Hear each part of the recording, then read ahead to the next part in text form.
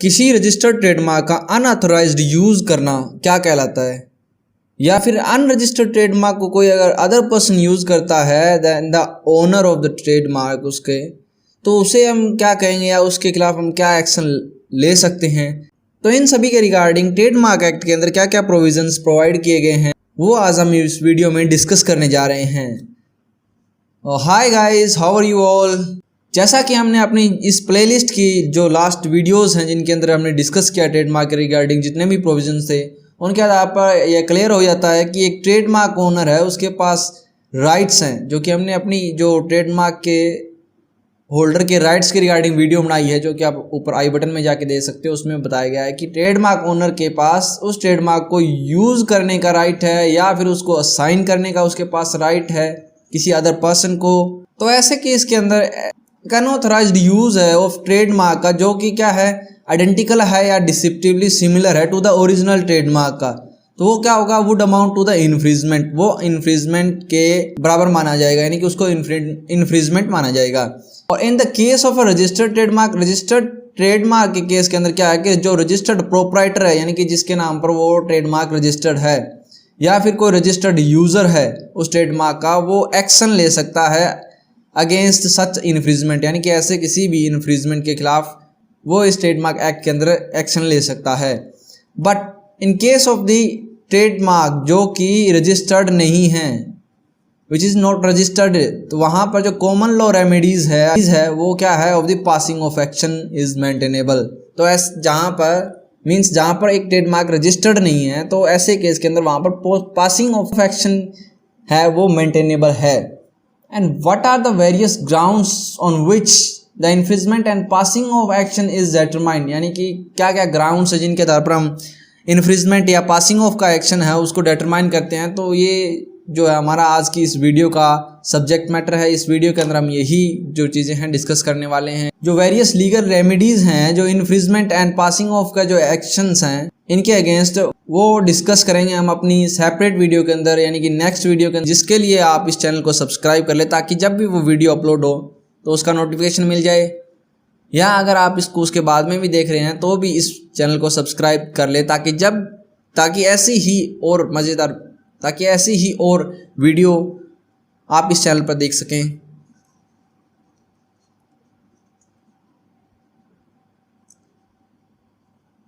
अब देखते हैं एक रजिस्टर्ड ट्रेडमार्क का इन्फ्रिजमेंट क्या है, जो कि हमारे सेक्शन 29 के अंदर, जो कि ट्रेडमार्क एक्ट 1999 के अंदर बताया गया है। वो इस प्रकार है कि एक ट्रेडमार्क का, रजिस्टर्ड ट्रेडमार्क का इन्फ्रिजमेंट है वो एक पर्सन के द्वारा कब होता है, यानी कि एक पर्सन वो इज़ क्या है कि not being a registered proprietor या रजिस्टर्ड यूज़र नहीं है, यानी कि वो रजिस्टर्ड यूज़र नहीं है, ना ही वो रजिस्टर्ड प्रोप्राइटर है। वो यूज़ करता है in the course of trade के कोर्स के अंदर एक ऐसे मार्क को जो कि क्या है, आइडेंटिकल है या फिर डिसेप्टिवली सिमिलर है in relation to the same goods और service in respect of which the trademark is registered. Means कि एक ट्रेडमार्क है किसी गुड्स या सर्विस के रिगार्डिंग में रजिस्टर्ड किया गया है, तो उन गुड्स या उस सर्विस के रिगार्डिंग उनके रिलेशंस में एक सिमिलर या आइडेंटिकल जो कि डिसेप्टिवली है एक मार्क, उसका कोई व्यक्ति यूज़ करता है उस कोर्स ऑफ द ट्रेड के अंदर, जो कि एक ना तो रजिस्टर्ड प्रोप्राइटर है ना ही वो रजिस्टर्ड यूज़र है, तो ऐसे केस के अंदर उस व्यक्ति के द्वारा जो उस ट्रेडमार्क का यूज़ है वो इन्फ्रिजमेंट कहलाएगा। एसेंशियल्स कंडीशंस क्या है एक इन्फ्रिजमेंट को कॉन्स्टिट्यूट करने के लिए, यानी कि एक इन्फ्रिजमेंट को कॉन्स्टिट्यूट करने के लिए क्या क्या रिक्वायरमेंट्स हैं जो कि फुलफिल्ड होनी चाहिए, वो इस प्रकार हैं। फर्स्ट कंडीशन क्या है कि एक पर्सन जो कि यूज़ कर रहा है उस ट्रेडमार्क का, वो क्या है, not authorised to use the trademark, यानी कि वो व्यक्ति उस ट्रेडमार्क को यूज़ करने के लिए अथोराइज नहीं है। सेकंड क्या है कि जो इन्फ्रिजिंग ट्रेडमार्क है वो इज़ आइदर सिमिलर है और आइडेंटिकल और डिसेप्टिवली सिमिलर है to the already registered trademark, यानी कि पहले से रजिस्टर्ड किसी भी ट्रेडमार्क के वो सिमिलर है, आइडेंटिकल है या डिसेप्टिवली सिमिलर है, यानी कि उसके कारण कहीं भी कन्फ्यूजन क्रिएट हो रही है,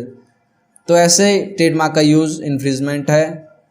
थर्ड क्या कहता है कि इन्फ्रिजिंग ट्रेडमार्क है वो must be use in course of the regular trade in which the registered proprietor और user is already engaged. Fourth condition क्या कहती है कि जो यूज ऑफ इनफ्रिजिंग ट्रेडमार्क है वो मस्ट बी प्रिंटेड होना चाहिए, या फिर in case of A usual representation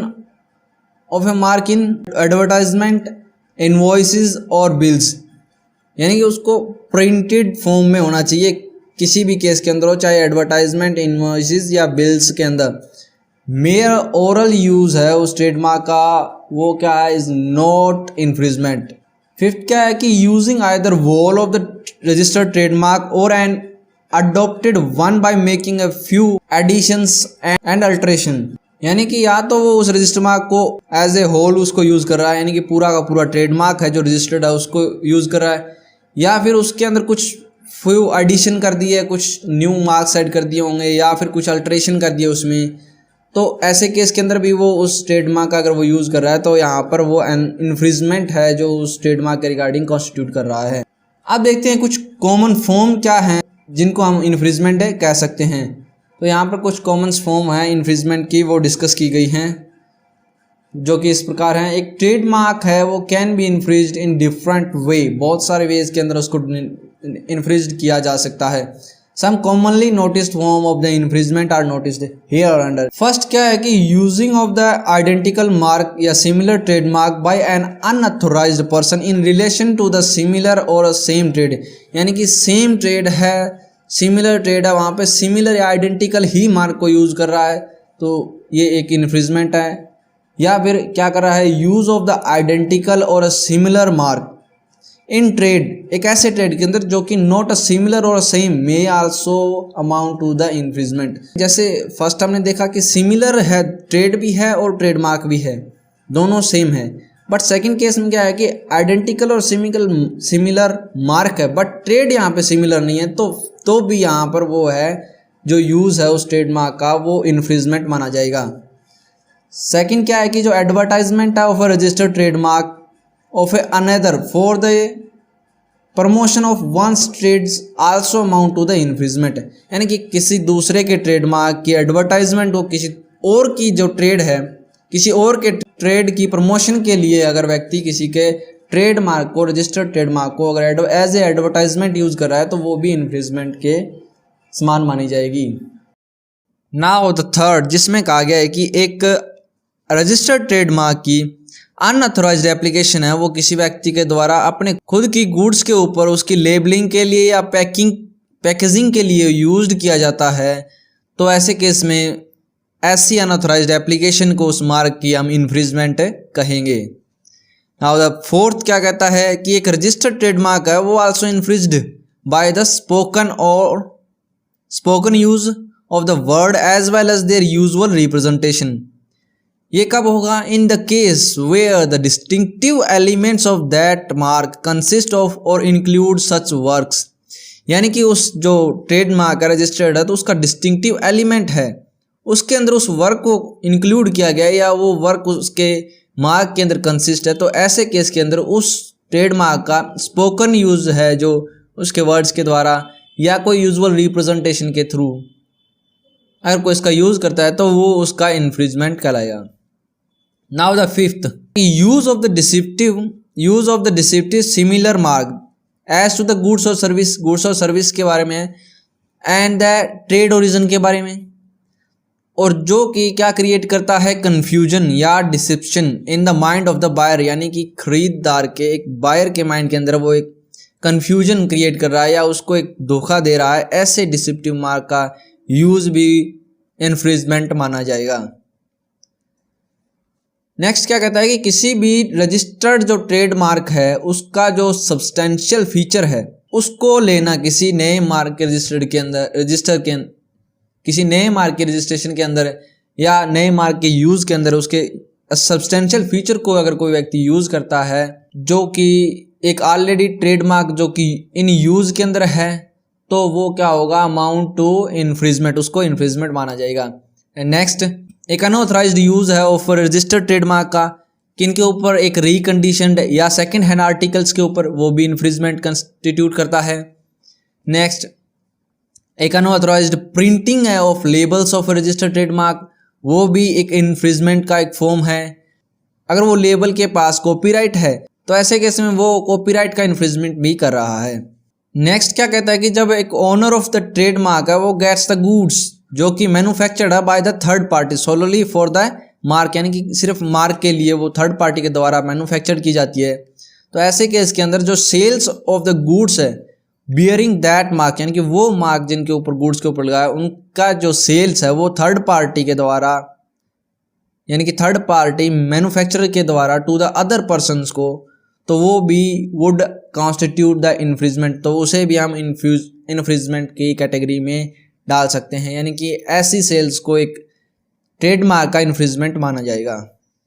अब डिस्कस करते हैं पासिंग ऑफ एक्शंस जो कि एक अनरजिस्टर्ड ट्रेडमार्क के रिगार्डिंग प्रोवाइड किए गए हैं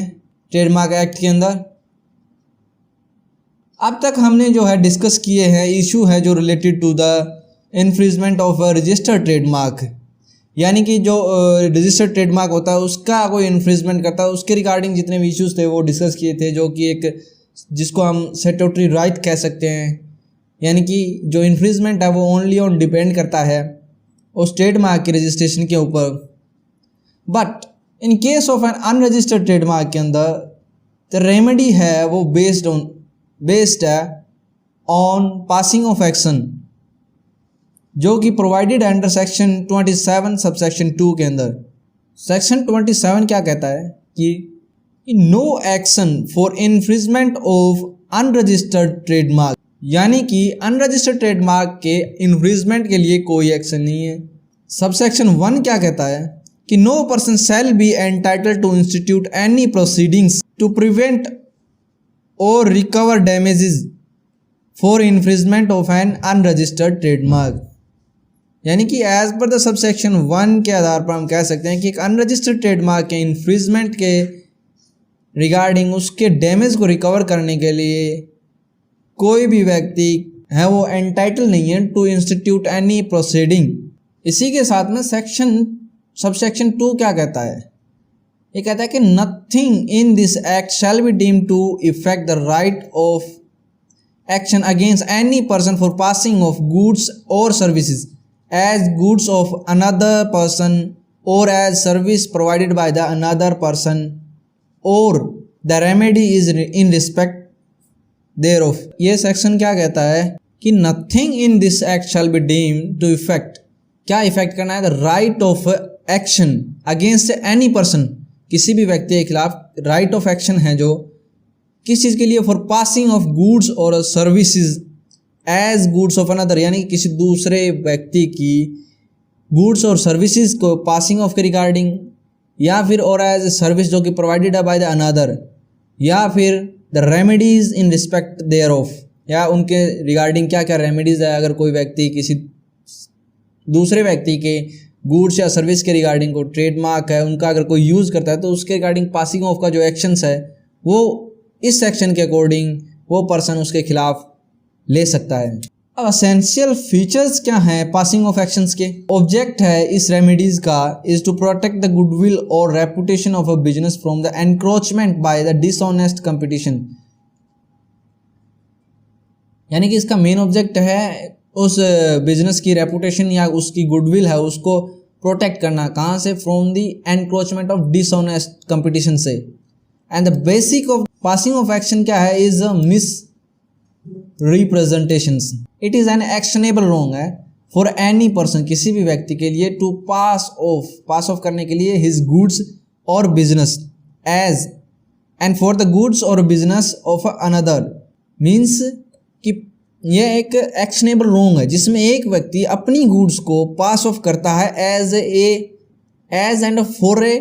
गुड्स ऑफ अनदर पर्सन, यानी कि किसी दूसरे व्यक्ति की गुड्स के तौर पर वो अपनी गुड्स को वहाँ पे पास ऑफ कर रहा है। जो passing of is a form of tort भी हम इसको कह सकते हैं इन एन एक्शन जो कि बेस्ड है on passing off. The plaintiff must show that, इसमें फर्स्ट क्या है कि there is a misrepresentation, वहाँ पर एक मिस रिप्रेजेंटेशन है बाय द डिफेंडेंट के द्वारा। कब? In course of the trade के दौरान, किसको? टू द प्रोस्पेक्टिव कस्टमर्स को और ultimate customers of a goods और सर्विसेज जो कि सप्लाइड बाय हिम, यानी कि उसके द्वारा जो गुड्स और सर्विसेज सप्लाइड की जा रही हैं उनके रिगार्डिंग